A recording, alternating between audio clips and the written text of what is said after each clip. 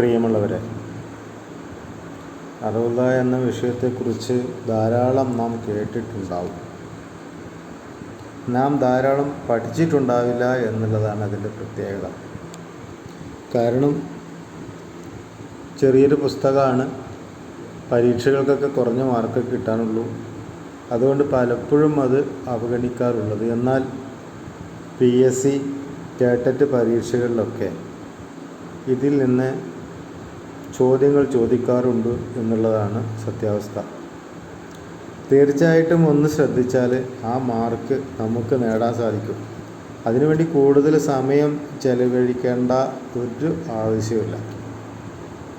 ചില മേഖലയിലൊക്കെ പെട്ടെന്ന് മനസ്സിലാക്കാൻ ചില കുറുക്ക് വഴികളിലൂടെ നമുക്ക് പഠിക്കാൻ പറ്റും.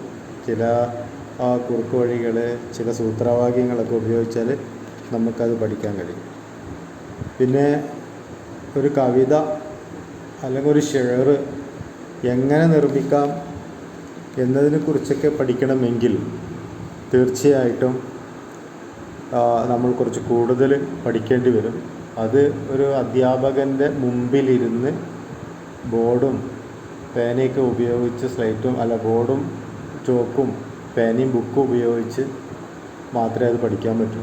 ഇങ്ങനെ ഓൺലൈനായിട്ടൊന്നും അത് പഠിക്കാൻ കഴിയില്ല എന്നുള്ളതാണ് അതിൻ്റെ മറ്റൊരു സത്യാവസ്ഥ. എന്തൊക്കെ പറഞ്ഞാലും ഇതിൻ്റെ സാങ്കേതിക പദങ്ങളുണ്ട് കേട്ടോ. അത് നമ്മൾ കാണാതെ പഠിക്കണം. അതിന് പ്രത്യേക കുറുക്ക് വഴികളൊന്നുമില്ല. സാങ്കേതിക പദങ്ങൾ, ഇപ്പോൾ തഫായിൽ, ഔസാൻ, വസ്നുകൾ എന്നൊക്കെ പറയുന്ന വാക്കുകളുണ്ടല്ലോ.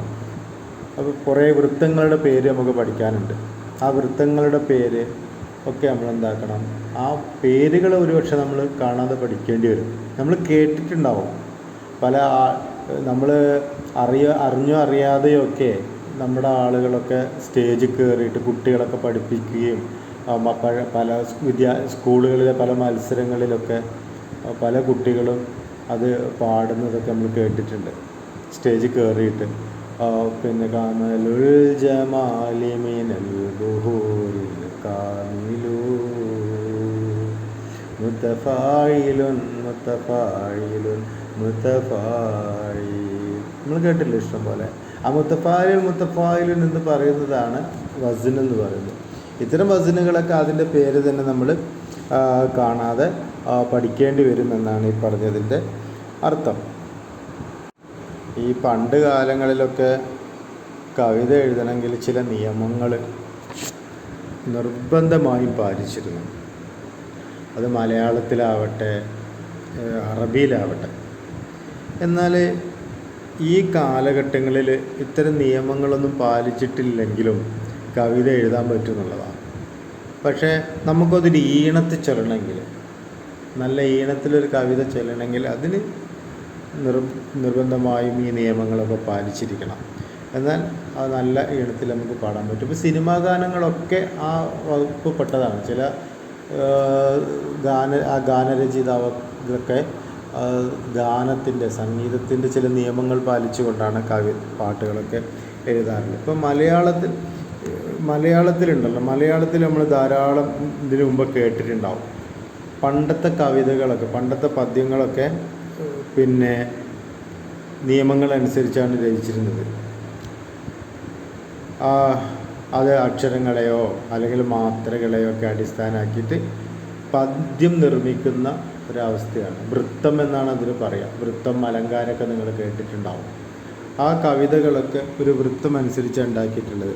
വൃത്തമില്ലാതെ കവിതകളൊന്നും അന്ന് ഉണ്ടാക്കിയിരുന്നില്ല. ആ വൃത്തങ്ങളെന്ന് പറഞ്ഞാൽ എന്താ, അവിടെ വെക്കുന്ന അക്ഷരങ്ങളുടെ പ്രത്യേകതയാണ്, അതിനുപയോഗിക്കുന്ന അക്ഷരങ്ങളുടെ ഒരു പ്രത്യേകത. അതുപോലെ മാത്രകളുടെ ചില പ്രത്യേകതകളൊക്കെ ഉപയോഗിച്ചിട്ടാണ് പണ്ട് കാലങ്ങളിലൊക്കെ ആ കവിത ഉണ്ടാക്കിയിരുന്നത്. അത് നമ്മൾ പണ്ടത്തെ കവിതകളൊക്കെ അതുകൊണ്ട് തന്നെ പാടാൻ പറ്റുമായിരുന്നു. പലതരത്തിലുള്ള കവിതകൾ അന്നുണ്ടായിരുന്നു. പിന്നെ ഒരു പദ്യം എന്ന് പറഞ്ഞാൽ അതിന് വൃത്തം കണ്ടുപിടിക്കുക, അത് അക്ഷരങ്ങളൊക്കെ മുറിച്ചുകൊണ്ട് അതിൻ്റെ വൃത്തങ്ങൾ കണ്ടുപിടിക്കുക ഒക്കെ നമ്മൾ കണ്ടതാണ്. പിന്നെ കാകളി വൃത്തങ്ങൾ, ഒരുപാട് വൃത്തങ്ങളുണ്ട്, നിങ്ങൾ കേട്ടിട്ടുണ്ടാവും. കാകളി വൃത്തം, കളകാഞ്ചി വൃത്തം, അന്നനട വൃത്തം എന്നൊക്കെ നമ്മൾ പിന്നെ കേട്ടിട്ടുണ്ടാവും. വഞ്ചിപ്പാട്ടില്ലേ, വഞ്ചിപ്പാട്ട് കുചേലവൃത്തം എന്നാണ് വൃത്തം തന്നെ. വഞ്ചിപ്പാട്ട് നമ്മൾ കേട്ടതായിരിക്കും അല്ലേ. പറഞ്ഞതെങ്ങനെ തന്നെ പാതിരാവായല്ലോ പത്നി കുറഞ്ഞൊന്നുറങ്ങട്ടെ ഞാൻ ഉലകിരേഴും. അത് ആ പാട്ടല്ല, അത് ഈ കുചേലവൃത്തം വഞ്ചിപ്പാട്ടിൻ്റെതാണ്. അപ്പോൾ ആ രീതി, ആ കവിത മുഴുവൻ നമുക്ക് ആ രീതിയിൽ പാടാൻ കഴിയും. അങ്ങനെ ഒരുപാട് വൃത്തങ്ങൾ അത് കാരണം എന്താണ് അങ്ങനെ പാടാൻ കഴിയുന്നത് എന്താ വെച്ചാൽ അതിൻ്റെ എല്ലാ വരികളും നമുക്ക് അങ്ങനെ പാടാൻ കഴിയുന്നത് ആ വൃത്തത്തിലാണ്, കുചേലവൃത്തത്തിലാണ് ആ കവിത മുഴുവൻ എഴുതിയിട്ടുണ്ടാവുക. അങ്ങനെ ഒരുപാട് വൃത്തങ്ങളുണ്ട്. കാകളി വൃത്തം, കാകളി വൃത്തങ്ങളെക്കുറിച്ച് നമ്മൾ ഒരുപാട് കേട്ടിട്ടുണ്ടാവും അല്ലേ. പഠിച്ചവരാണെങ്കിലും ഇപ്പോൾ മലയാളം പഠിച്ചവരാണെങ്കിലും ഒരുപാട് അതിനെക്കുറിച്ച് കേട്ടിട്ടുണ്ടാവും. അപ്പോൾ മലയാളത്തിലുള്ളതുപോലെ തന്നെ അറബിയിലും ഇത്തരം വൃത്തങ്ങളുണ്ട്. ആ വൃത്തങ്ങളനുസരിച്ചാണ് നമ്മൾ പിന്നെ കവിത എഴുതുന്നതെങ്കിൽ തീർച്ചയായിട്ടും നല്ല ഈണത്തിൽ പാടാൻ പറ്റും. ഇപ്പം ഞാൻ നേരത്തെ പറഞ്ഞതുപോലെ ഒരുപാട് ആധുനിക കവിതകളൊക്കെ ഇതുപോലെ കവിത ചെയ്യുന്നുണ്ട്. ഇന്ന് ഞാൻ പറയുന്നത് അതിൻ്റെ ചില ബേസിക്കായിട്ടുള്ള കാര്യങ്ങൾ പറഞ്ഞു പോവുക മാത്രമാണ് ചെയ്യുന്നത്. ഇത് ശരിക്കും ഇങ്ങനെ പറഞ്ഞ് ക്ലാസ് എടുക്കേണ്ടതല്ല. ശരിക്ക് നിങ്ങൾ കാണുക ചെയ്യേണ്ട ഒരു ക്ലാസ്സാണ്. അപ്പോൾ അതിൻ്റെ വീഡിയോ ക്ലാസ്സിൽ നിങ്ങൾക്ക് വ്യക്തമായിട്ട് പറഞ്ഞു തരാം.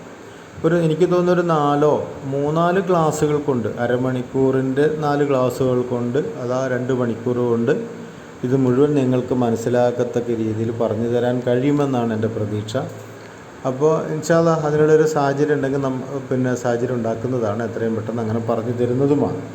അപ്പോൾ ഞാൻ പറഞ്ഞു വരുന്നത്, പാട്ട് എഴുതുമ്പോഴും കവിത എഴുതുമ്പോഴൊക്കെ ചില നിയമങ്ങളുണ്ട്. ആ നിയമങ്ങൾ ഇപ്പോൾ നമ്മൾ മലയാള പാട്ടിൽ തന്നെ കേട്ടിട്ടില്ലേ, പല്ലവി അനുപല്ലവി അല്ലേ. അതിൻ്റെ നമ്മളിങ്ങനെ ഈ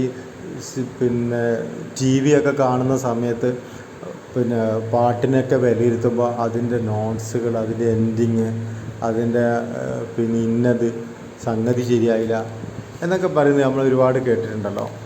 അതൊക്കെ ഈ നിയമത്തിൻ്റെ അടിസ്ഥാനത്തിലാണ് അതിൻ്റെ വിധികർത്താക്കൾ അങ്ങനെ പറയുന്നത്. അതുപോലെ ഞാൻ നേരത്തെ പറഞ്ഞതുപോലെ സ്കൂളിലൊക്കെ ചെല്ലുന്ന അറബി പദ്യങ്ങൾ, അതിൽ ഓരോരുത്തർ ഫഊലുൻ മഫായിലുൻ ഫായിലാത്തുൻ ഫായിലാത്തുൻ ഫായിലു ഫായിലുൻ ഫഊലുൻ എന്നൊക്കെ പറഞ്ഞിട്ടില്ലേ. അതൊക്കെ അതിൻ്റെ നിയമങ്ങളാണ്.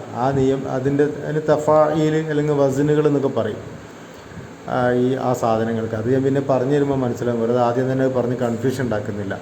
അപ്പോൾ ഓരോ പദ്യത്തിലും അങ്ങനെ തഫായിലുകളാണെങ്കിലും അല്ലെങ്കിൽ വസനുകളാണെങ്കിലും ഒക്കെ ചേർന്ന് വന്നിട്ടുണ്ടാകുന്നതാണ് ഒരു പദ്യം എന്ന് പറയുന്നത്. ഞാൻ നേരത്തെ പറഞ്ഞു, ആധുനിക കവിതയ്ക്ക് ഇതൊന്നും ആവശ്യമില്ല. ആധുനിക കവിതയിൽ ഈ വൃത്തത്തിൽ ഇതിൻ്റെ ഉള്ളിൽ കെട്ടിയിടേണ്ടതല്ല വൃത്തത്തെ എന്ന് പറഞ്ഞ് വിശ്വസിക്കുന്നവരാണ് അധിക കവികളും ഇപ്പോൾ ഉള്ളതൊക്കെ. പക്ഷെ നമ്മൾ ഈ നിയമം പഠിച്ചേ മതിയാവും പരീക്ഷകൾ നേരിടുമ്പോൾ. അതുകൊണ്ടാണ് ഇപ്പോൾ നമ്മൾ ഇതിലിത്ര പ്രാധാന്യം കൊടുത്ത് നമ്മളിതിനെ പഠിപ്പിക്കുന്നത്. അപ്പോൾ അറൂദ എന്ന വിഷയത്തെക്കുറിച്ച് 2 കാര്യങ്ങൾ മാത്രമേ ഞാനിപ്പോൾ പറയുന്നുള്ളൂ. 2 കാര്യങ്ങൾ.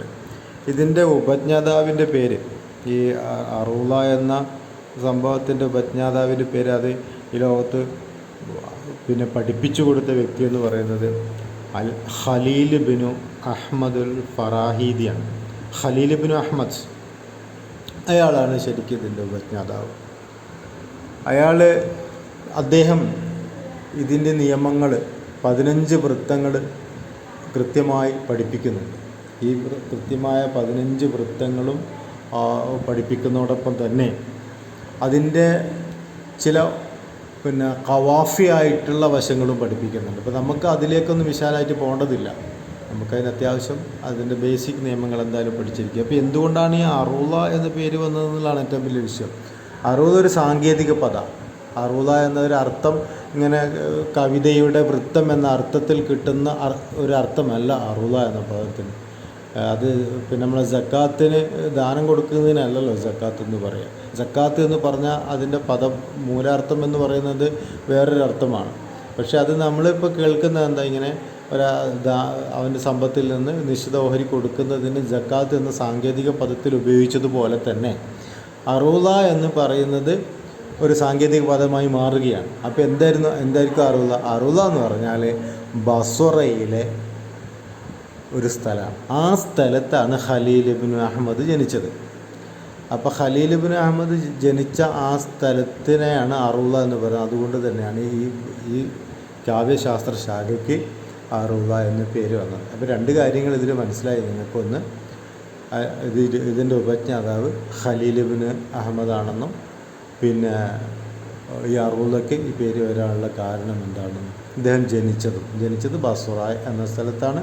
അപ്പോൾ അറുള എന്നുകൊണ്ട് രണ്ട് കാര്യങ്ങൾ പഠിച്ചു. ഒന്ന്, അറുള എന്നുകൊണ്ട് ഉദ്ദേശിക്കുന്നത് ആ സാങ്കേതിക പദം എടുത്തത് ഒരു സ്ഥലത്തിൻ്റെ പേരാണ്, അദ്ദേഹം ജനിച്ച സ്ഥലത്തിൻ്റെ പേരാണ്.